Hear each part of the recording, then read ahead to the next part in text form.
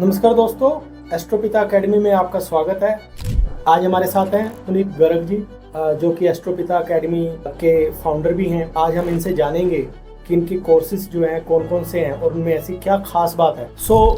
पुनीत जी नमस्कार। नमस्कार दीपक जी।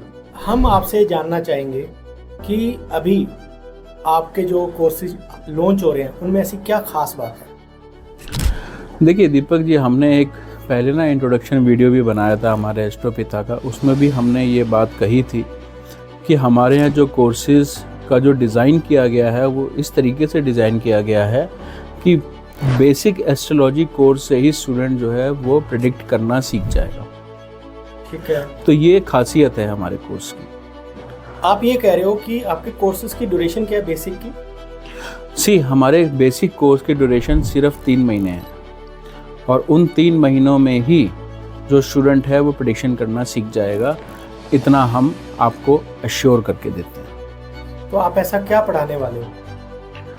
देखिए दीपक जी, हम उसमें ऐसा नहीं है कि बहुत सारी चीज़ें पढ़ाएंगे, बहुत सारी चीज़ें थोपेंगे स्टूडेंट के ऊपर। हम बहुत सिंपल तरीके से स्टूडेंट को बेसिक चीज़ों से, बेसिक ग्रहों के कारकत्वों से कैसे जोड़ करके प्रेडिक्शन किया जाता है वो हम सिखाएंगे। कोई उदाहरण दे सकते हैं आप इसके ऊपर? जी बिल्कुल, मैं एग्जांपल दे सकता हूँ और ये बड़ा इंटरेस्टिंग हो जाएगा हमारे व्यूअर्स के लिए भी कि आपको भी इस आज की वीडियो के माध्यम से सीखने को मिलेगा काफ़ी कुछ ज्योतिष के बारे में। लेट्स से हम एस्ट्रोलॉजी में सेकंड हाउस की बात करते हैं। द्वितीय भाव जो होता है वो हालांकि बहुत सारी चीज़ों को रिप्रेजेंट करता है, लेकिन हम एक छोटी सी चीज़ की अगर हम बात करें तो सेकंड हाउस से आपकी खाने पीने की आदतें और आपकी बोलचाल की आदतें ये बहुत अच्छे तरीके से समझी जा सकती हैं। तो इसमें आई थिंक ये तो हर एक इंस्टीट्यूट या फिर हर एक बच्चा जो भी एस्ट्रोलॉजी में आ रहा है या आया होगा वो सब जानते हैं कि दूसरा घर जो है वो बहुत सारी चीज़ें बताता है और उसमें से ये 2 मुख्य बातें उसमें मेन है। तो जी बिल्कुल ठीक कहा आपने। हर ज्योतिष का जो टीचर है वो ये बताता है कि सेकंड हाउस से बोलचाल की आदतें, खाने पीने की आदतें पता लग सकती हैं। लेकिन Deepak ji, basic astrology course में ये कोई भी नहीं सिखाता कि कोई पर्टिकुलर ग्रह अगर बैठा है तो उस ग्रह के कारकत्व के हिसाब से उसको आदतें मिलेंगी। जैसे कि मान लीजिए अगर किसी के सेकंड हाउस में हॉरोस्कोप के सन बैठा हुआ है, सूर्य बैठा हुआ है, तो सूर्य क्या है? रॉयल प्लैनेट है। तो ऐसा व्यक्ति जो है खाने पीने में उसको सजी हुई थाली खाने का शौकीन होगा। दाल, चावल, सब्जी, रोटी, अचार, पापड़, दही, पूरा सजी हुई थाली। इट डजंट मैटर कि वो अमीर घर से है या गरीब घर से है, उसको खाना जो है वो सजी हुई थाली में पसंद होगा। अब बोलचाल में सन क्योंकि अथॉरिटेटिव प्लैनेट है, राजा कहा गया है हमारे प्लैनेटरी किंगडम का, तो उसकी बातों में वजन होगा, उसके अंदर डिसीजन मेकिंग पावर होगी, जो कहेगा उस पर अमल करेगा। और अगर मून हो तो? अगर चंद्रमा होता है, देखिए चंद्रमा कैसा है, मून कैसा है। मून अपने आप में एक इमोशनल प्लैनेट है, तो ऐसा व्यक्ति जो होगा उसकी बातों में इमोशंस झलकेंगी। हर चीज़ को, जो भी चीज़ें वो बोलेगा वो इमोशनल होकर के बोलेगा। मून क्योंकि सौम्य ग्रह है तो उसकी बातों में गुस्सा नहीं नज़र आएगा।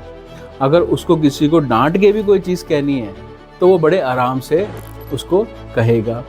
खाने पीने में मून क्योंकि ठंडा प्लैनेट है तो, और क्योंकि प्लैनेटरी किंगडम में चंद्रमा को रानी कहा गया है, ठीक है, तो इसलिए अब रानी कैसे हो गई, चंद्रमा कैसे होगा? जैसे लेडीज़ को हमारे घर की कहा जाता है ना कि चाट पकौड़ी सब जो है, दही बल्ले पकौड़ी खाने के शौकीन होते हैं, तो वैसे ही जिसके चंद्रमा सेकंड हाउस में बैठा हो, चाहे वो मेल हो कि फीमेल हो, तो वो इन चीज़ों का खाने का शौकीन होगा। अगर मंगल प्लैनेट हो दूसरे घर, देखिए मंगल जो है, मंगल को सेनापति कहा गया है हमारे ज्योतिष में। तो सेनापति कैसा होगा? अग्रेशन वाला। तो सेकंड हाउस में जिसके मंगल बैठा होगा ऐसा व्यक्ति बोलने में तीखा होगा, अपने शब्दों को स्ट्रॉन्ग तरीके से कहेगा, कभी कभी तो सामने वाले को बुरा भी लग जाएगा उसके बोलने से। खाने पीने में स्पाइसी चीज़ें खाने का शौकीन होगा, तीखी चीज़ें खाने का शौकीन होगा ऐसे व्यक्ति, यदि किसी का मंगल दूसरे भाव में बैठा होगा। पुनीत जी, सारे ग्रहों के बारे में तो नहीं पूछूंगा, बस एक अपनी तरफ से एक ग्रह के बारे में और बताएं। चलिए हम जुपिटर यानी कि गुरु ग्रह की बात करते हैं। यदि किसी के सेकंड हाउस में जुपिटर यानी कि गुरु ग्रह बैठा हुआ है, अब जुपिटर क्या है? मैच्योरिटी को बताता है, विजडम को बताता है। ऐसे व्यक्ति यदि छोटी उम्र में भी हैं, बालकपन की उम्र में भी ऐसे व्यक्ति मैच्योरिटी की बातें करते हैं, उनकी बातों में मैच्योरिटी झलकती है, लोग उनसे सलाह लेने आते हैं। कभी कभी तो उनसे बड़ी उम्र के व्यक्ति भी उनसे सलाह लेने आएंगे। खाने पीने में ऐसी व्यक्तियों को मीठी चीज़ें और वसा वाली चीज़ें जो होती हैं, जो घी वगैरह से बनी हुई चीज़ें होती हैं, वो पसंद आती हैं। और हाँ, ऐसे लोगों को अपने घर का खाना बहुत अच्छा लगता है, बहुत पसंद आता है। तो ऐसा भी कोई प्लेनेट है जो ये दिखा दे हमें कि इस जातक को बाहर का खाना जो है बहुत अच्छा लगता है? जी, ऐसा बिल्कुल ग्रह है। वो ग्रह है मरकरी यानी कि बुध ग्रह। अगर किसी व्यक्ति के सेकंड हाउस में मरकरी यानी कि बुध ग्रह बैठा हुआ है तो उस व्यक्ति को अपने घर का खाना पसंद नहीं आता। आप चेक कर लीजिएगा, मेरे पास ऐसी बहुत सी हॉरोस्कोप है जिन पर हमने रिसर्च की हुई है, जिनके मरकरी सेकंड हाउस में बैठा हुआ है और ऐसा व्यक्ति दिन में एक बार कम से कम घर से बाहर का खाना खाते हैं जाके। ऐसा भी हो सकता है कि कोई भी प्लेनेट सेकंड हाउस में ना हो, और ऐसा भी हो सकता है कि कुछ प्लेनेट सेकंड हाउस को एस्पेक्ट कर रहे हो, तब हम कैसे जज करेंगे? जी बिल्कुल दीपक जी, देखिए हमारे यहाँ ज्योतिष में एक बहुत ही स्ट्रॉन्ग सिद्धांत है जिसको कहा जाता है कब्जा सच्चा, यानी कि पोजिशनल स्टेटस।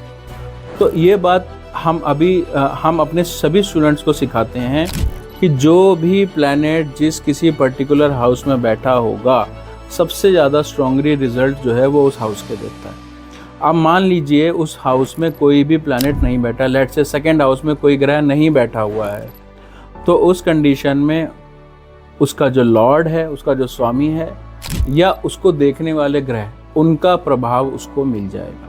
पुनीत जी, कुछ एक दो चीज़ें और ऐसी बताएं जो मतलब मेरे को ये बड़ा इंटरेस्टिंग लग रहा है कि आप बेसिक कोर्स में सारी चीज़ें बता रहे हो। ऑनेस्टली स्पीकिंग 15-20 साल एस्ट्रोलॉजी में रहने के बाद भी ऐसी चीज़ें सीखने को नहीं मिलती हैं।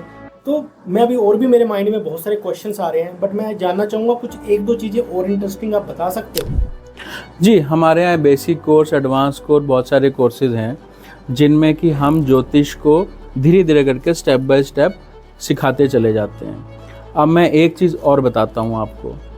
अब कई बार लोगों को, स्टूडेंट्स को ये बड़ी समस्या आती है कि एक जो पर्टिकुलर हाउस होता है ना हॉरोस्कोप का, वो बहुत सारी चीज़ों को बताता है। से अगर हम 6th हाउस की बात करते हैं, छठा भाव, रोग ऋण रिपु ये लिखा हुआ है, वहाँ से शत्रु भी मिलेगा, वहाँ से बीमारी भी मिलेगी, वहाँ से लोन भी मिलेगा, है ना। लेकिन कब क्या होगा, 6th हाउस के एक्टिवेशन से ज़्यादातर लोग ये सोचते हैं, समझते हैं कि जी इसको तो अब तो ये बीमारी आने वाली है। ऐसा नहीं होता, ऐसा बिल्कुल भी नहीं होता है दीपक जी। देखिए, ज्योतिष में जो रेफरेंस पॉइंट है, जो रेफरेंस प्लैनेट है या रेफरेंस हाउस है, वो बहुत स्ट्रांगली काम करता है और सही ज्योतिष वही होती है। जैसे कि देखिए, मैं इसको ना बड़े एक सीधे साधे सरल एक लेमैन की लैंग्वेज में आपको बताता हूँ। जैसे एक महिला है, एक गृहिणी है, एक फीमेल है, वो अपने बच्चों के लिए क्या है? आता है, मदर है। अपने हस्बैंड के लिए क्या है?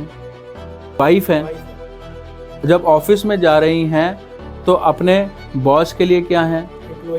एम्प्लॉई हैं। अपने घर की जो मेड हैं उनके लिए क्या है? मालकिन है। अपने फादर के लिए क्या है? तो अपने फादर के लिए बिटियां हैं और अपनी बिटिया के लिए मदर। ये हम कैसे रिलेट कर रहे हैं? रेफरेंस पॉइंट के साथ ना। जब वो लेडी अपनी बिटिया के साथ बैठी हैं तो मदर कहलाएंगी, और जब अपने फादर के साथ बैठी हैं तो डॉटर कहलाएंगी। फीमेल वही हैं, लेडी वही हैं, लेकिन जो रेफरेंस पॉइंट है वो किसके साथ बैठी हैं, उसके हिसाब से उनका रोल जो होगा वो अलग अलग होगा। एक उदाहरण दे दीजिए। ज्योतिष में भी ऐसे ही होता है। सिक्स्थ लॉर्ड यदि लग्न के साथ रिलेशन बनाएगा तो बीमारी देगा। लग्न क्या है? आपकी बॉडी। सिक्स्थ लॉर्ड यदि सेकंड हाउस के साथ रिलेशन बनाएगा तो पैसे की बात करेगा। वाह, क्या बात है। सिक्स्थ लॉर्ड दीपक जी जब फिफ्थ हाउस यानी कि पंचम भाव के साथ रिलेशन बनाएगा तो बीमारी दूर करेगा, बीमारी उतार देगा। वाह। तो ये जो रेफरेंस पॉइंट है, एक भाव से दूसरे भाव को जोड़ा कैसे जाता है, रिजल्ट कैसे निकाला जाता है, ये भी हम अपने कोर्सेज में सिखाते हैं। आप लोग ज्योतिष के कोर्सेज में ये सारी चीज़ें, जैसे आपने सेकंड हाउस का रेफरेंस दिया, अभी सिक्स्थ हाउस के बारे में बताया, तो ये सारी चीज़ें आप कवर करते हैं? जी, हम हमारे जितने भी विभिन्न प्रकार के कोर्सेज हैं उसमें इसी तरीके से प्रेडिक्शन करना, एनालाइज करना सिखाते हैं। और मैं समझता हूँ दीपक जी, हमारी इस वीडियो के माध्यम से ना जिनको एस्ट्रोलॉजी नहीं भी आती होगी वो भी थोड़ी बहुत तो सीख गए होंगे कि हमारा सन बैठा है सेकंड हाउस पे तो हमारा नेचर कैसा होगा। मैं अभी टाइम की कमी है हमारे पास, वीडियो बहुत लंबी हो जाएगी। मैं चाहूँगा ऐसे हम हर वीक में 2-4 इस तरह से सेशन दें और जो लोग घर में एस्ट्रोलॉजी सीखना चाह रहे हैं या जो सोच रहे हैं कि हम सीखेंगे, और ऐसे लोग भी होंगे जो 10-10 साल से सीख रहे हैं और उनको ये चीज़ें नहीं पता होंगी। जी बिल्कुल, हमारे पास ऐसे 10-10 साल पुराने स्टूडेंट्स आते हैं। सर इतने सरल तरीके से आपने ये समझा दिया हमारे को, हमने तो कभी इस एंगल से सोचा ही नहीं था। बहुत अच्छा लगा पुनीत जी, आप इसी तरह से हमारे चैनल पे आते रहें और नॉलेज वाली बातें हमसे शेयर करते रहें। बहुत बहुत धन्यवाद। जी धन्यवाद।